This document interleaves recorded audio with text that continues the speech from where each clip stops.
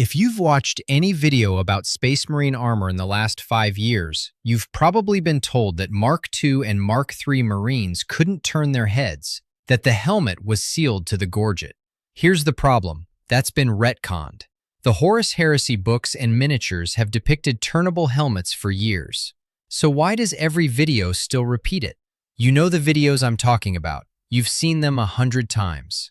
A static PNG of some official artwork, usually that same piece of Mark III armor from the 2013 Codex, slowly Ken Burns zooming across your screen while a monotone voice reads directly from Lexicanum.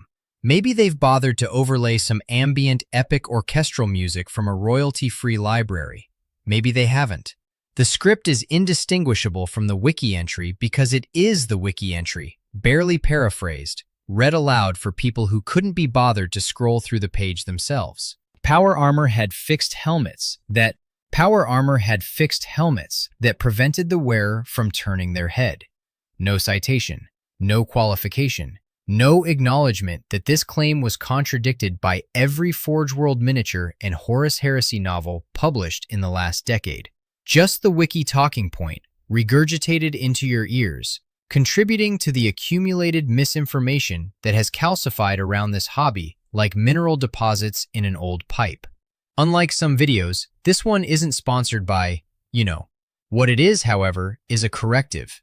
The information pipeline that feeds most 40K content has been broken for nearly a decade, and nobody seems willing to talk about it. The Wiki to YouTube machine keeps recycling 2015 information, while Games Workshop quietly rewrote the canon through the Horus Heresy novel series.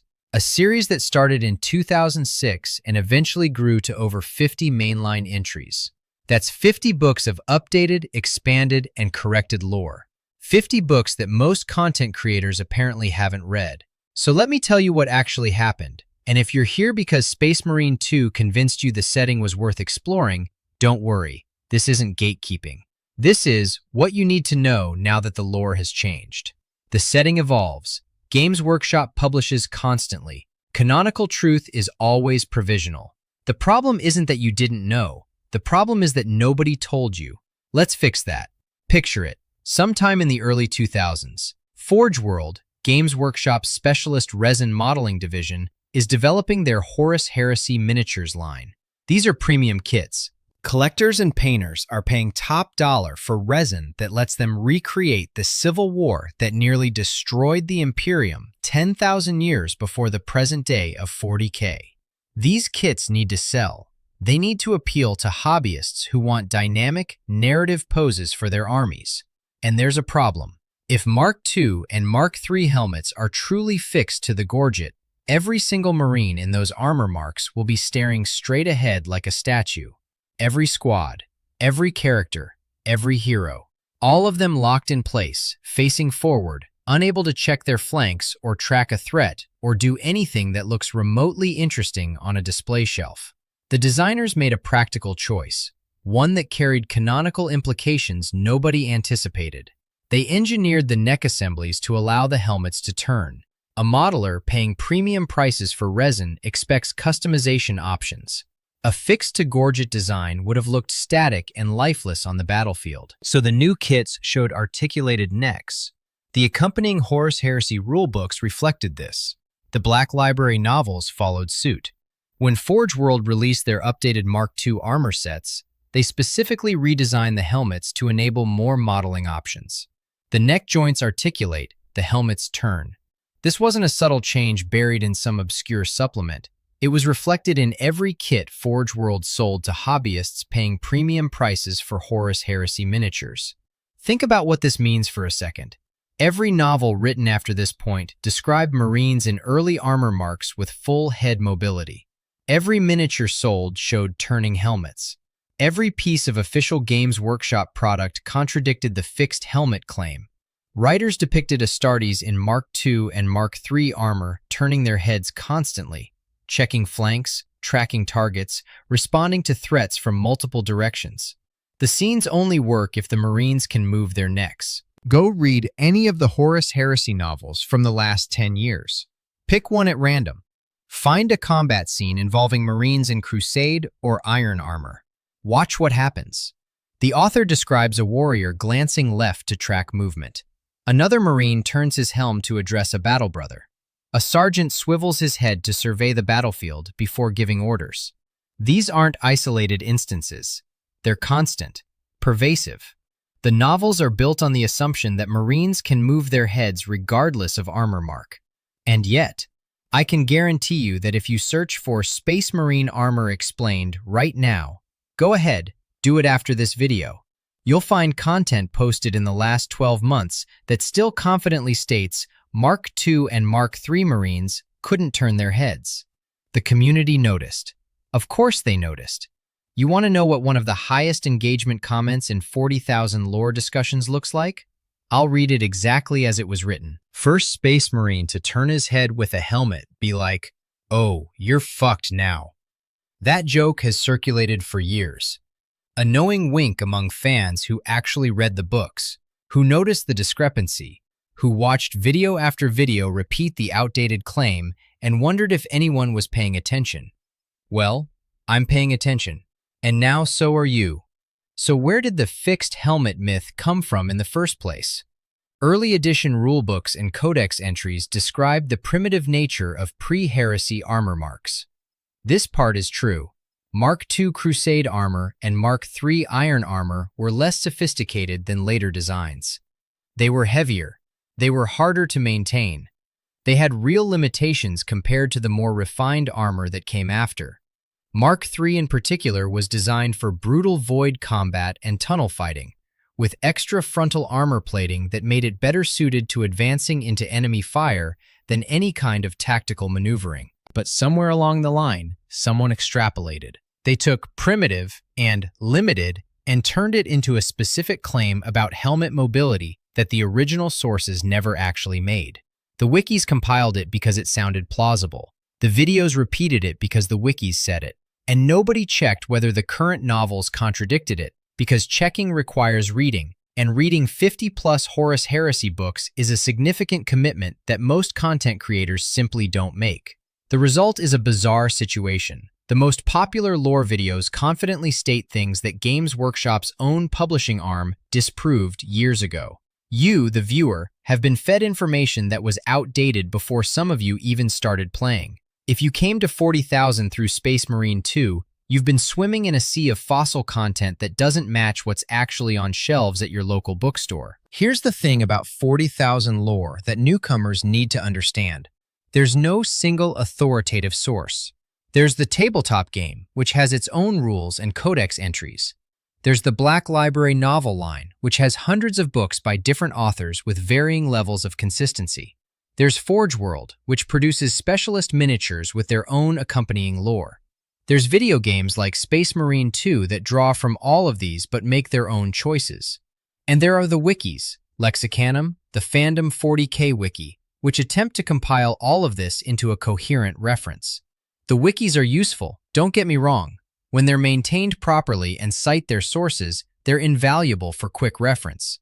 But properly maintained is doing a lot of heavy lifting in that sentence. The fixed helmet myth persists because someone added it to a wiki page years ago. Other editors accepted it as established, and the video creators who used those wikis as primary sources never questioned whether subsequent official publications had updated the information. The wiki becomes the source becomes gospel. The gospel becomes your understanding of the setting.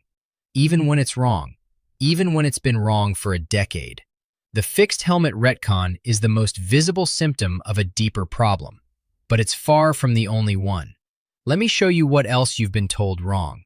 If you've watched videos about the Unification Wars or the origins of the Space Marines, you've probably heard about the Thunder Warriors, the Proto-Astartes, the Emperor's first super soldiers who fought his wars of conquest before being replaced by the genetically superior Legionis Astartes. And if those videos followed the standard wiki summary, you heard them described as disgruntled, upset, resentful that they'd been sidelined by their successors.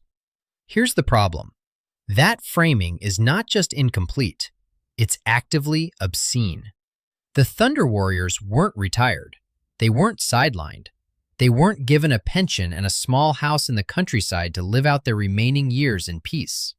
They were systematically exterminated in what the Horus Heresy lore explicitly identifies as the Great Purge. The Emperor ordered their deaths at Mount Ararat, not because they had become rebellious, not because they were causing problems, but because their genetic modifications were inherently unstable and their purpose had been served. They won the Unification Wars. They conquered Terra for him. Their reward for years of loyal service was extermination.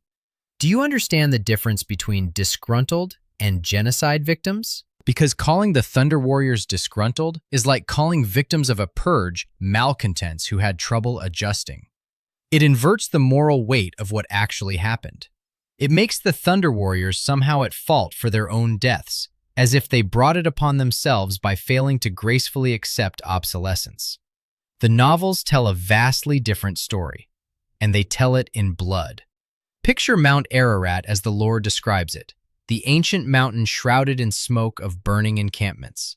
The sky choked with ash from fires the custodians set to destroy the Thunder Warrior barracks while the occupants slept. This was not a battle in any honorable sense. This was an extermination operation, planned with clinical precision by the very emperor the Thunder Warriors had served faithfully through decades of horrific warfare.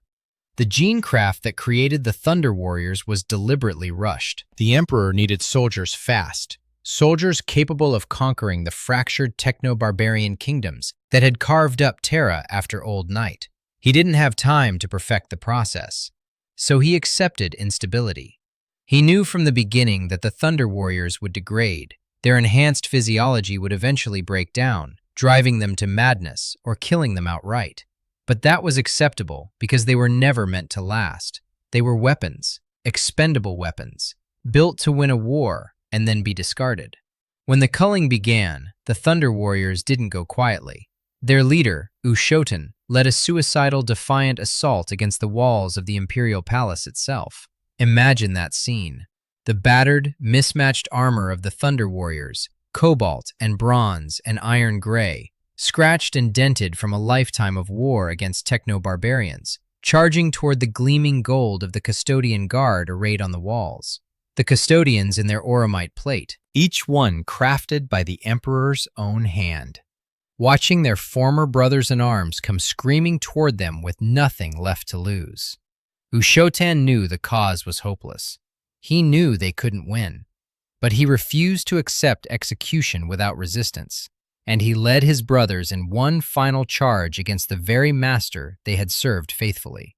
Constantine Valdor, Captain General of the Custodian Guard, the Emperor's personal executioner for this operation, killed Ushoten personally. The lore describes Valdor as emotionless throughout, fulfilling his duty with the mechanical precision of a man performing necessary maintenance.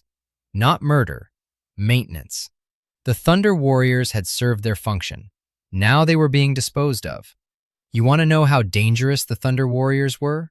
Even in their final hours, outnumbered and overwhelmed, each slain Thunder Warrior took 3 to 5 custodian warhounds with them. These weren't malfunctioning prototypes throwing a tantrum. These were the deadliest soldiers humanity had ever produced up to that point, fighting with nothing left to lose, and they extracted a devastating toll before the end. The ground of Mount Ararat ran red with the blood of both factions, and the Emperor had decided in advance that both colors were acceptable losses. It gets worse. The official Imperial history claims all Thunder Warriors died gloriously at the last Battle of Unity, a noble sacrifice in the final push for Terran unification. This is a lie. The novel Outcast Dead reveals that at least one Thunder Warrior, Auric Tyrannus, survived the Purge and lived on in the shadows of the Imperium for millennia. Auric Tyrannus, called the Lightning Bearer, was the last of his kind, hiding in the underhive of Terra itself, watching as the Imperium his brothers died to create slowly rotted from within. He carried the truth of what happened at Mount Ararat, the truth the Emperor buried beneath a monument to imaginary heroism. The Emperor didn't just exterminate his loyal soldiers. He lied about it afterward, fabricating a heroic narrative to sanitize what had actually been calculated genocide. So when you hear the Thunder Warriors described as disgruntled, you're hearing imperial propaganda filtered through wiki entries that never bothered to synthesize the actual novels. The books have been telling a darker, more morally complex story for years. The content ecosystem just hasn't caught up.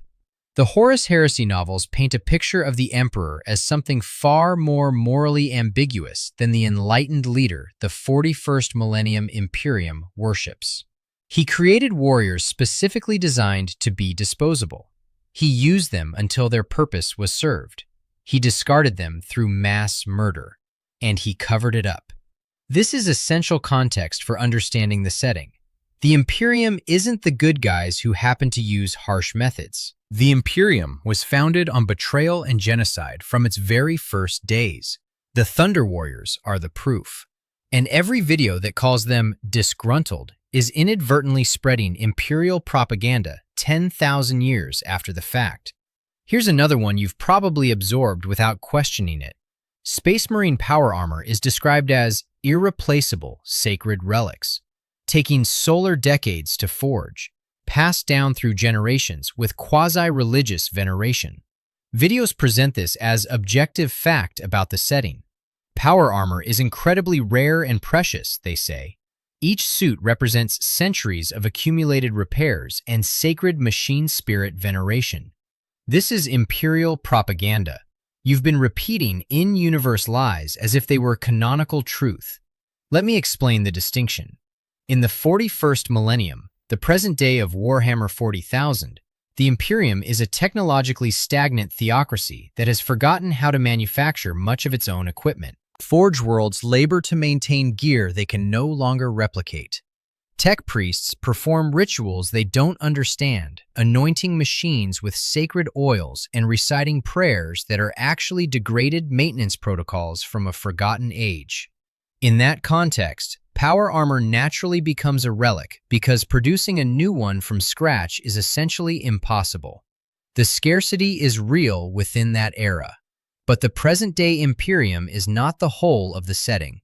Picture a Forge World shrine in the 41st millennium, robed tech priests shuffling through incense-thick air, chanting binary prayers to machine spirits they cannot comprehend, painstakingly hand-polishing ceramite plates that were manufactured 10,000 years ago. Each suit is a mystery. Each component is irreplaceable. Each repair requires prayer and supplication to entities the Mechanicum no longer truly understands. The artificers who can create new suits from scratch are rare, precious. The knowledge they carry is fragmentary, incomplete, passed down through oral traditions that have degraded over millennia. When they do create a new suit, it takes years, decades sometimes. The materials alone require pilgrimages to specific worlds. The machine spirit must be properly cultivated through ritual. The work cannot be rushed. That is 41st millennium reality. Now picture something completely different. The Horus Heresy depicted an era when the forges of Mars operated at full capacity. When power armor was manufactured in industrial quantities sufficient to equip 18 Space Marine legions, comprising hundreds of thousands of warriors each. There was no scarcity. There was no reverent handcrafting of individual suits. Picture instead the manufactorums of the Great Crusade, the thunder of pneumatic presses stamping out ceramite plates by the thousand, the hiss of plasma torches cutting fiber bundle myomers to length, the assembly lines stretching to the horizon, where servitors bolted and welded and tested with mechanical efficiency. A single legion might receive a monthly shipment of complete power armor suits numbered in the hundreds. The Mars that built the Emperor's armies was an industrial titan, not a superstitious relic cult. Consider the numbers. 18 legions, the smallest numbered around 10,000 Marines. The largest, the Ultramarines under Rabute Guilliman, fielded approximately 250,000 warriors at their peak. Every single one of them wore power armor. Every single one of them needed replacement parts, new suits as they grew into veteran plate, backup equipment for catastrophic damage.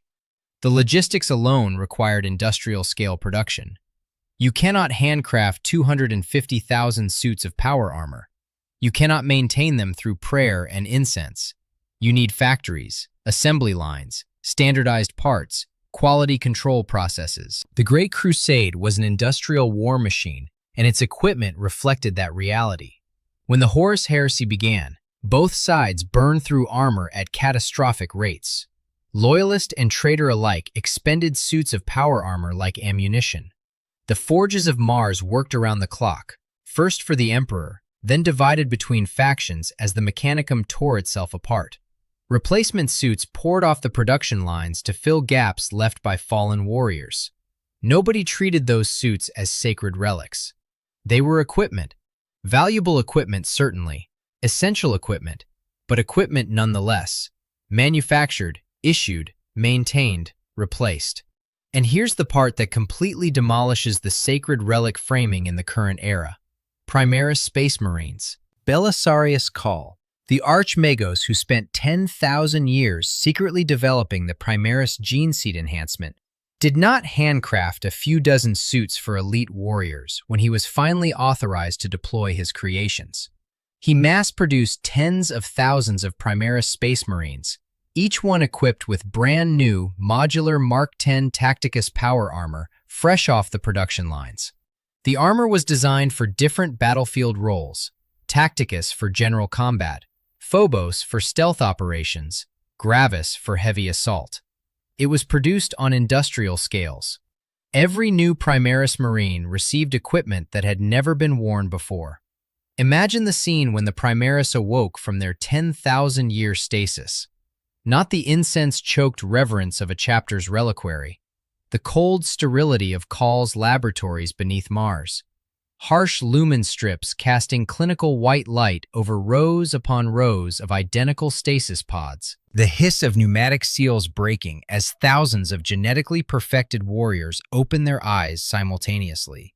And waiting for each of them, not ancient relics passed down through generations, but fresh forged Mark X armor still cooling from the foundry.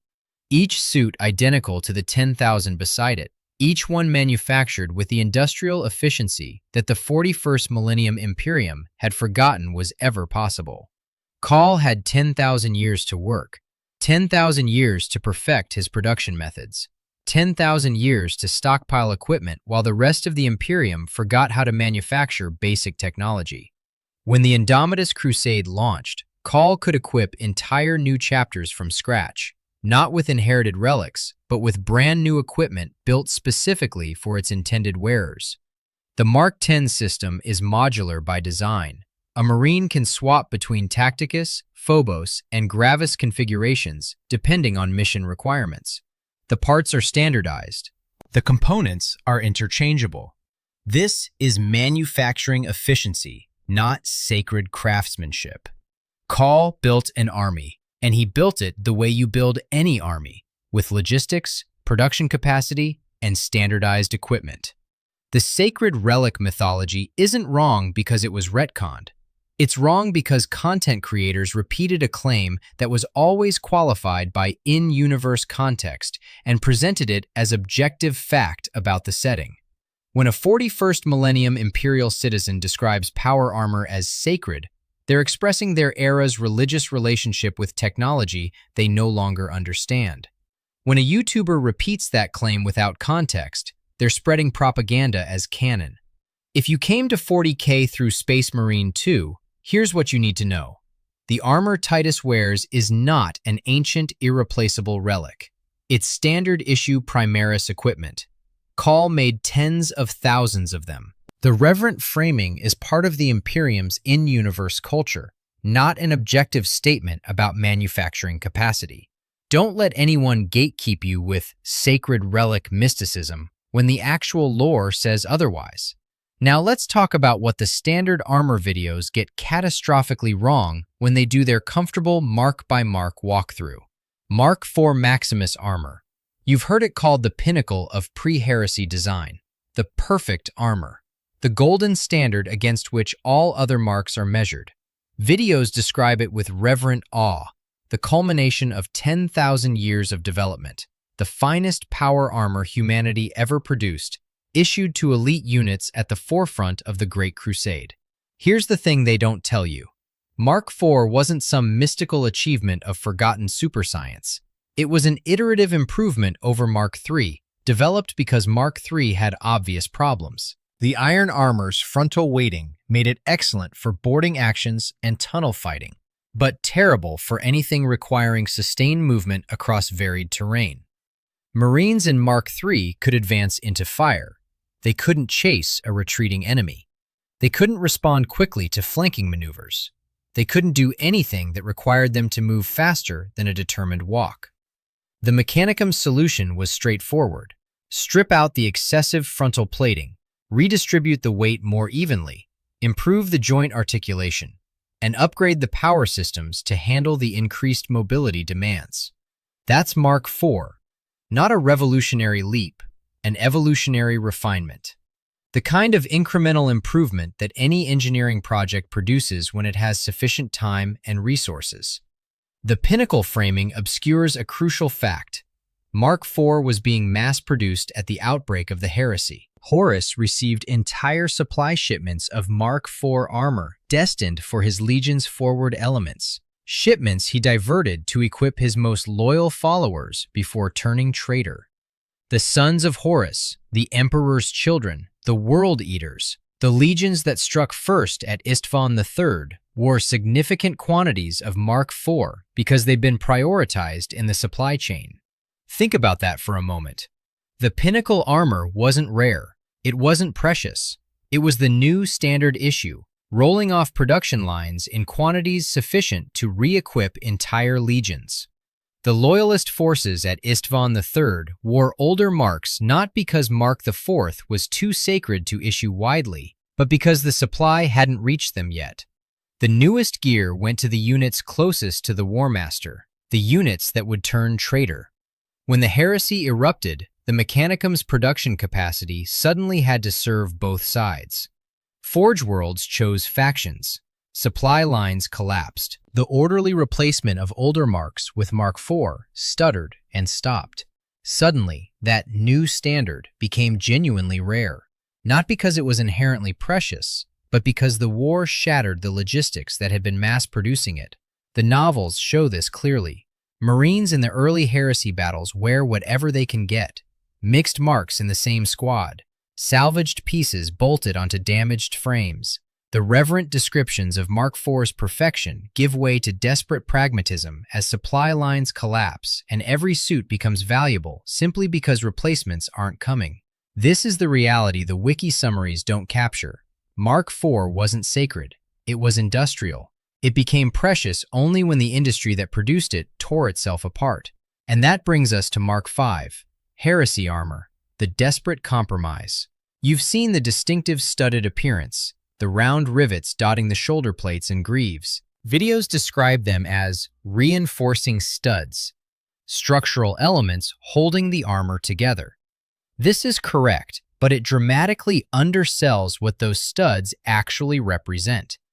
Mark V isn't really a coherent mark at all. It's a designation applied retroactively to field-modified armor produced during the early heresy, when supply chains had collapsed and Forge Worlds were too busy fighting each other to maintain standardized production. Both sides needed armor.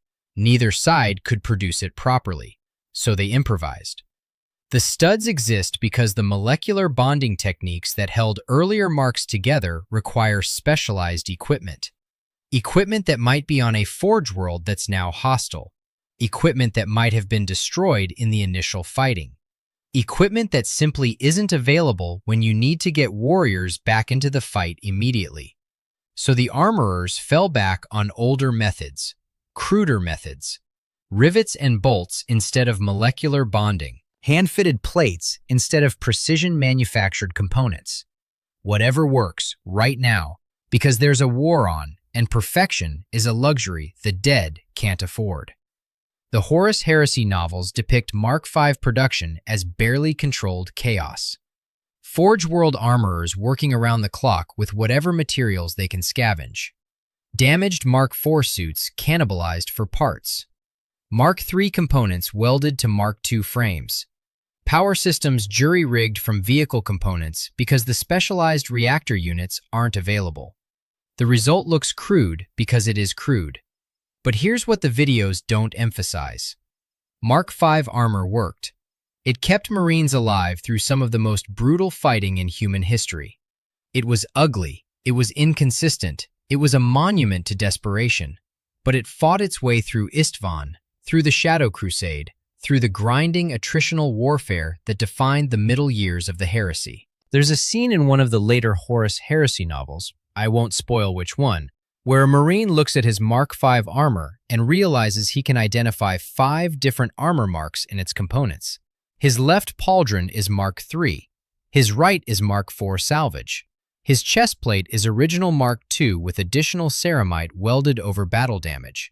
His greaves are something the shipboard armorers fabricated from raw materials because nothing else was available. He's wearing the war. Every piece of his armor tells a story of production failure, supply collapse, battlefield salvage, and desperate improvisation. The studs holding it together are a confession. We couldn't build it properly, so we built it anyway. Mark V is the armor of the heresy not because it was designed for that war, but because that war is the only context in which it makes sense.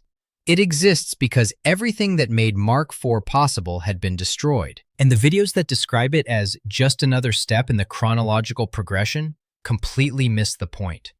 Now, Mark VI, the beaky helmet.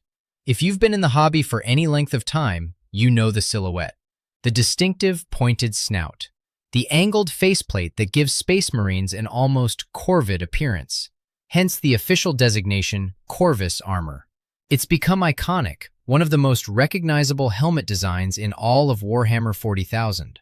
The standard video narrative goes something like this. Mark VI was developed during the Great Crusade, tested by the Raven Guard Legion because their specialty in reconnaissance and infiltration made them ideal candidates for an armor type emphasizing improved sensors and stealth capabilities.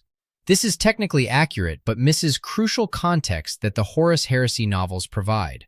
The Raven Guard didn't just test Mark VI. They field-tested prototypes under actual combat conditions while the design was still being finalized.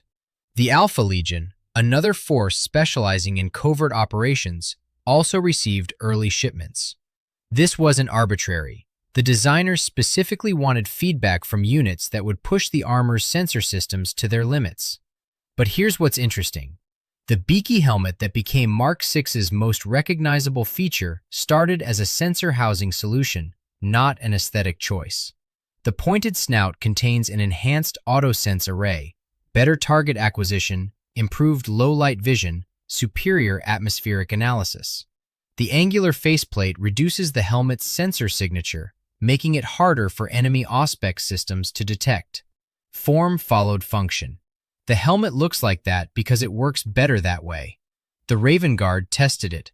They reported back. They suggested refinements. And when the heresy erupted, Mark VI was just entering full production. Another victim of the supply chain collapse that would force both sides into Mark V desperation. The novels show something the wikis don't capture. The controversy within the legions over the helmet design. Not every Marine liked it. The Luna Wolves, before their fall as the Sons of Horus, reportedly mocked the design's avian appearance. Some legions refused to wear the distinctive helmet even when issued Mark VI armor, swapping in older helmet patterns rather than adopt the beaky look. Cultural preference within transhuman killing machines, the kind of detail that makes the setting feel lived in. And here's the part that should concern anyone paying attention to how lore videos present this armor. Mark VI entered widespread production after the heresy began, not before. The timing matters enormously. The Raven Guard were nearly destroyed at Istvan V, the same massacre where the Loyalist legions were ambushed and gutted by forces they thought were allies. Corax, the Raven Guard Primarch, escaped with a fraction of his legion intact. Then something interesting happened. Corax received special dispensation from the Emperor to attempt accelerated reconstruction of his legion. The details of what happened next are covered in the novel Deliverance Lost, and they're far more disturbing than any wiki summary suggests.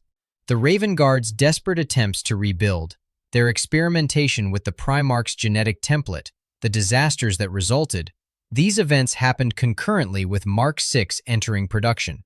The Corvus designation isn't just a nod to the helmet's bird-like appearance. It's a memorial to a legion that was nearly exterminated, rebuilt through terrible means, and fought on despite everything.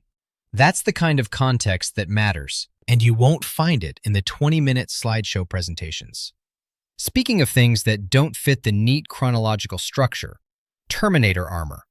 Most videos mention it, sure, but they treat it as a monolithic category. Tactical dreadnought armor, they say, and show you a picture of a Terminator and move on. Here's what they don't tell you. There are multiple patterns of Terminator armor, and they're different enough to matter. The Horus Heresy novels depict these differences as having genuine tactical consequences, not just cosmetic variations, but fundamentally different capabilities that shaped how battles were fought.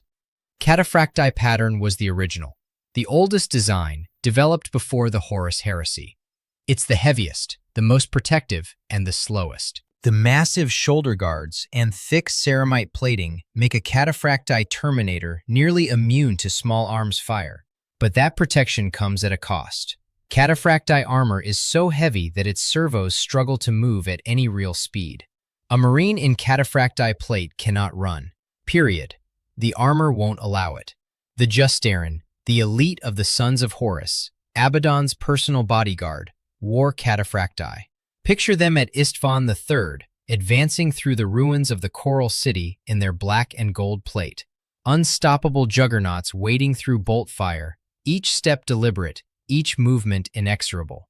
They couldn't pursue fleeing enemies. They didn't need to. Nothing they encountered survived long enough to flee. That image is accurate, but it obscures the tactical limitations. At Istvan V, when the Loyalist forces needed to break out of the killing ground, the Cataphracti units couldn't pursue at speed. Their victims died in droves, yes, but those who ran fast enough survived. The Cataphracti are siege engines in human form, breakthrough units. But they cannot exploit a breakthrough because they cannot move fast enough to capitalize on it. Tartaros pattern came later.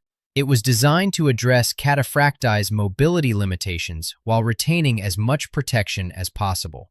Tartaros armor is sleeker, faster, more agile. A Tartaros Terminator can actually move at combat speed, can sweep flanks, can respond to changing battlefield conditions. The protection is slightly reduced compared to Cataphracti, but the tactical flexibility makes up for it. The Alpha Legion, masters of adaptable warfare, favored Tartaros. Their Lernean Terminators used the pattern's mobility to execute complex, multi-axis attacks that Cataphracti units couldn't manage.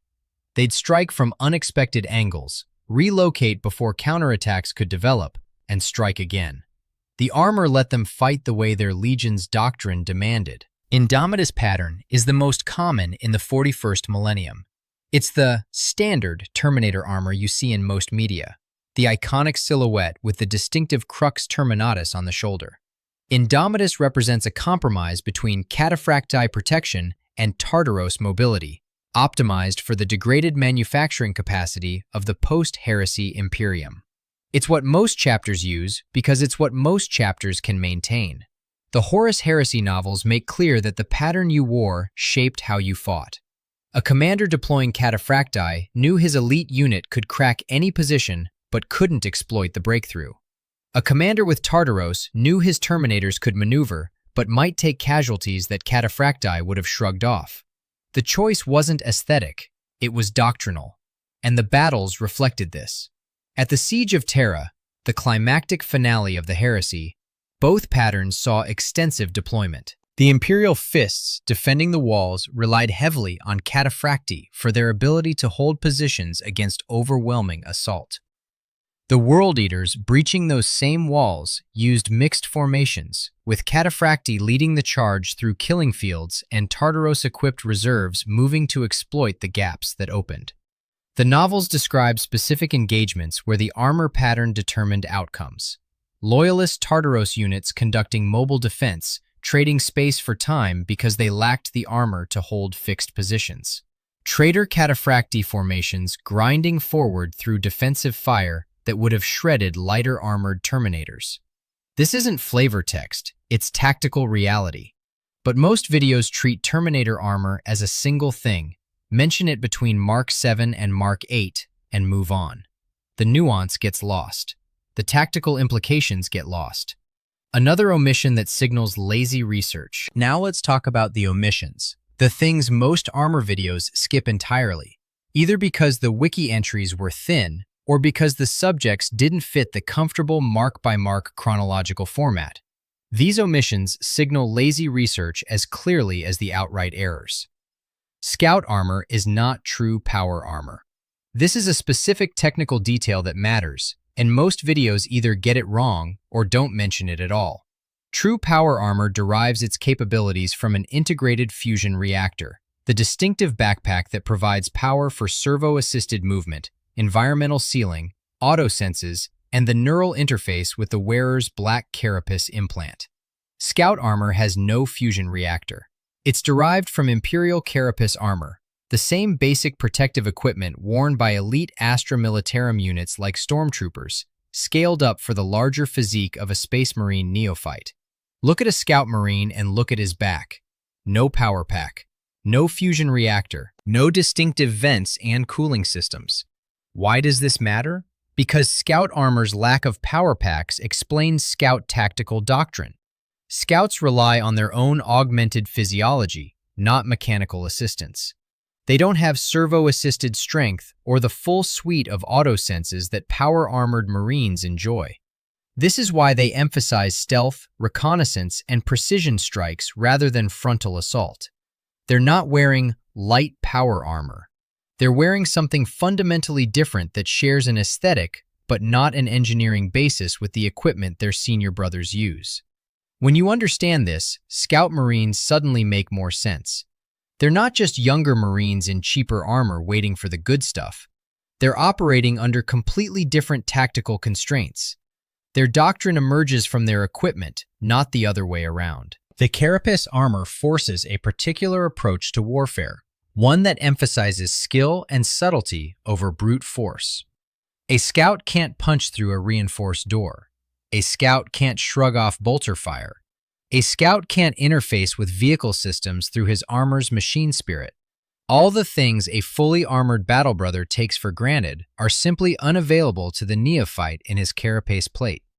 But a Scout can move quietly. A Scout can infiltrate positions that would detect the heavy tread of power armor. A Scout can operate for extended periods without the logistical support that power armor demands. No fuel cells to replace, no machine spirits to appease, no maintenance rituals to perform. The equipment shapes the doctrine shapes the warrior. By the time a Scout earns his power armor, he has learned to fight without it. He knows how to use terrain, how to remain unseen, how to kill without being detected. Those skills don't vanish when he puts on the ceramite. They become the foundation for everything else. Most armor videos don't mention any of this.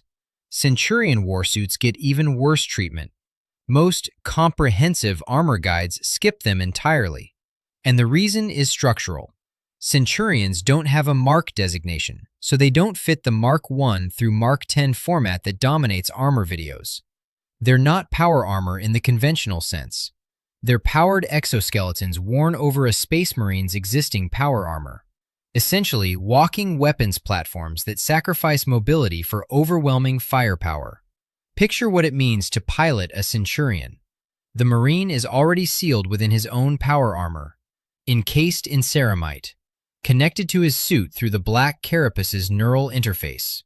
Then that entire armored body is locked into the sarcophagus of the Centurion frame. A second shell around the first, layered like coffins nested within coffins. The pilot's arms don't reach the Centurion's arms. His legs don't fill the Centurion's legs.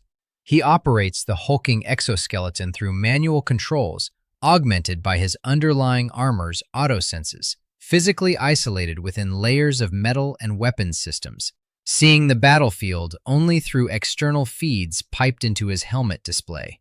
The Centurion systems don't interface directly with the black carapace. The Marine controls his suit normally. The suit controls the Centurion.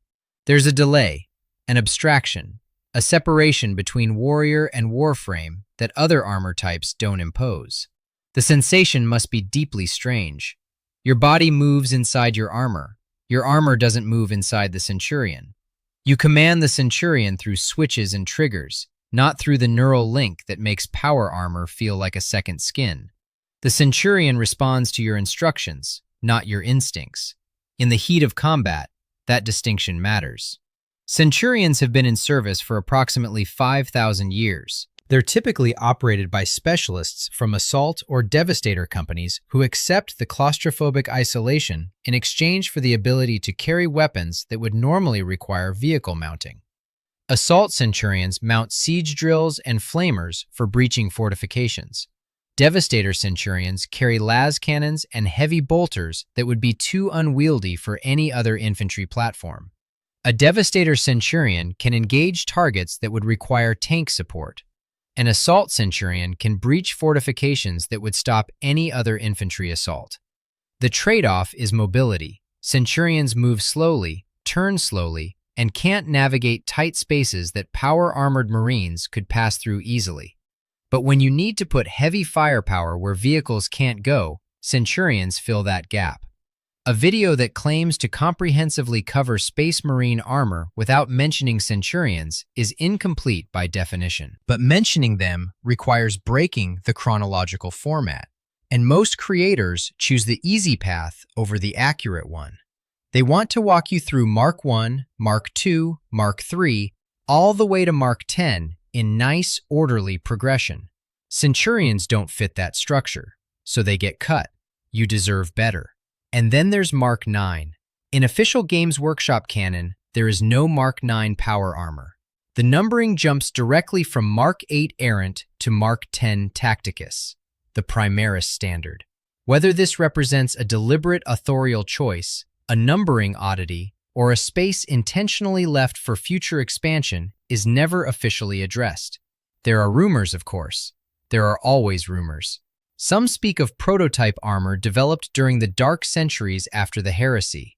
Experimental designs that incorporated technologies the Inquisition would rather remain forgotten. Others whisper of Traitor Legion innovations, advancements made by those who fled to the Eye of Terror and had 10,000 years to experiment beyond Imperial oversight. The most persistent theory involves Belisarius Call's secret work. 10,000 years is a long time. Call was developing the Primaris gene seed, yes, but he was also developing their equipment. The Mark 10 didn't spring fully formed from nothing. There must have been prototypes, test versions, failed iterations. What number would those prototypes have carried? Mark 9 seems an obvious answer. The numeral that comes between 8 and 10, the missing step in the sequence. If Mark 9 prototypes existed, and they almost certainly did, they would have been experimental by definition, untested, possibly dangerous, possibly incorporating forbidden technologies. The Inquisition takes a dim view of unsanctioned innovation, even when that innovation comes from a 10,000-year project personally authorized by Robute Guilliman himself. Did Call designate his prototypes as Mark 9? Did the Inquisition order those records expunged when the Mark 10 entered full production? Is there a vault somewhere beneath Mars filled with failed armor designs that will never see the light of day? I don't know. And if you ever find yourself speaking to someone in unusual black armor who asks about Mark 9, it might be wise to claim ignorance. The Inquisition takes an interest in those who know too much about things that don't officially exist. I'll leave that where it lies. Let's talk about the meta problem. The wiki to YouTube pipeline isn't malicious. Nobody's deliberately spreading misinformation. The issue is structural. Consider how a typical 40K lore video gets made. A content creator wants to cover a topic, let's say Space Marine armor, so they do what seems reasonable. They research the topic online. They find the Lexicanum page. They find the 40K wiki page on fandom. They read through the entries, maybe check a few cross-references, maybe watch some other videos on the same topic. They compile their findings into a script. They record. They upload. And every step of that process relies on someone else having done the primary research.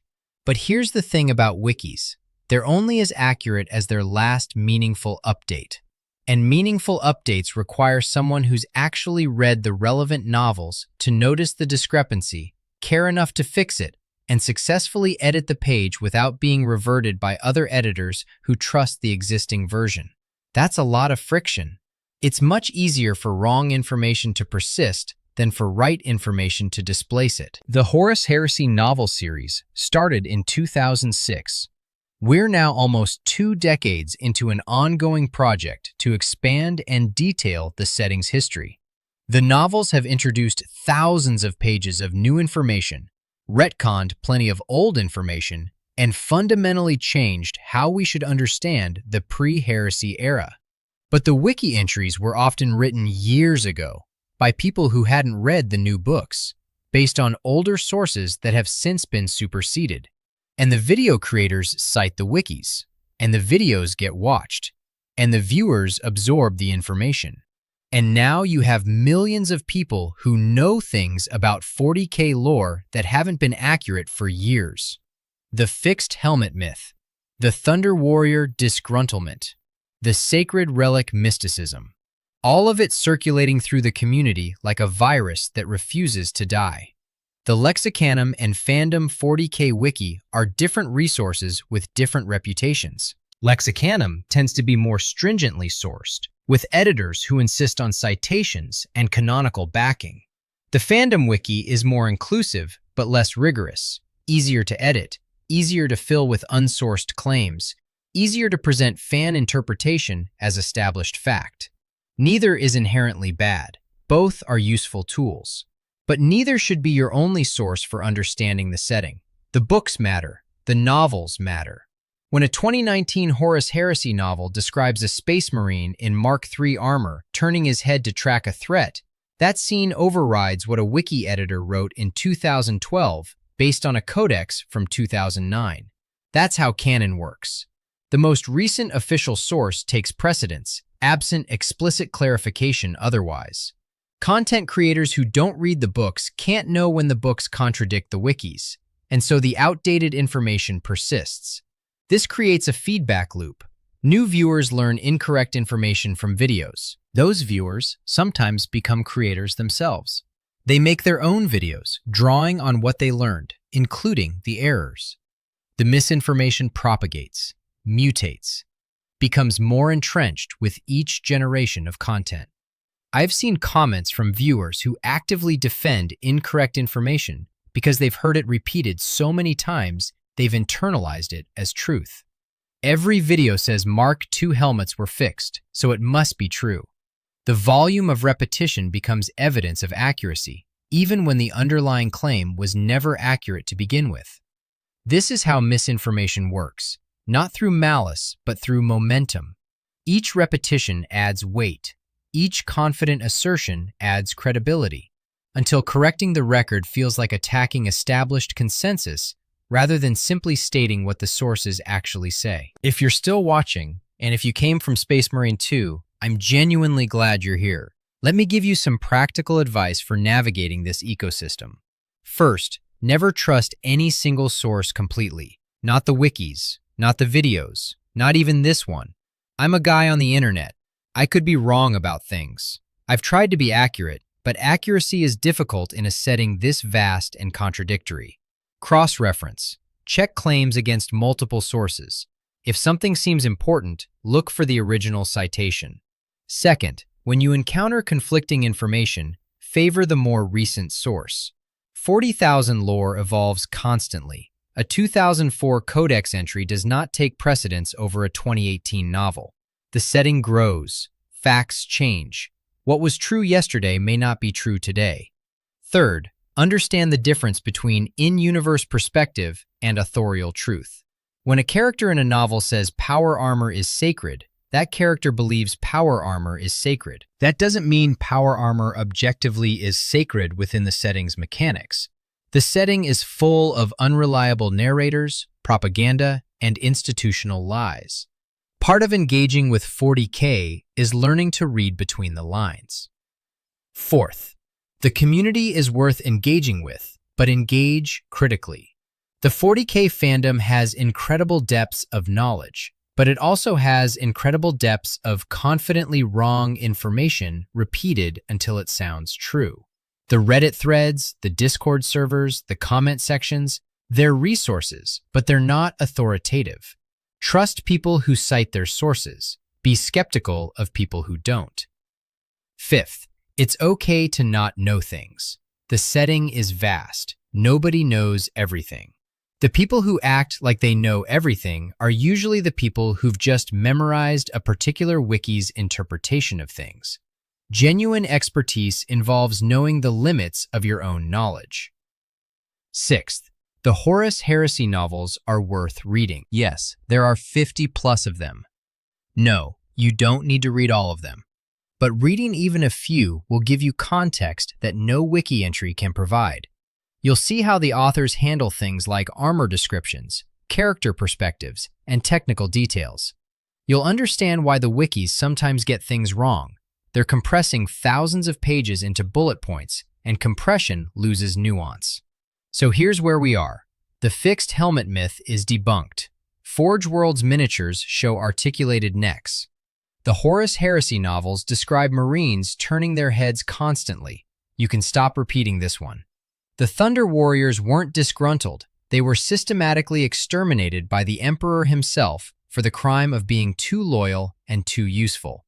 Mount Ararat ran red with their blood while Constantine Valdor executed their leader. The official imperial history is a lie. Eric Tyrannus survived to carry the truth. Power armor as sacred relic is 41st millennium propaganda, not objective fact. The Great Crusade era manufactured suits on industrial scales to equip legions numbering in the hundreds of thousands. Primaris Marines receive brand new Mark X armor straight off Call's production lines. The mystical framing reflects in-universe religious beliefs, not canonical manufacturing limitations.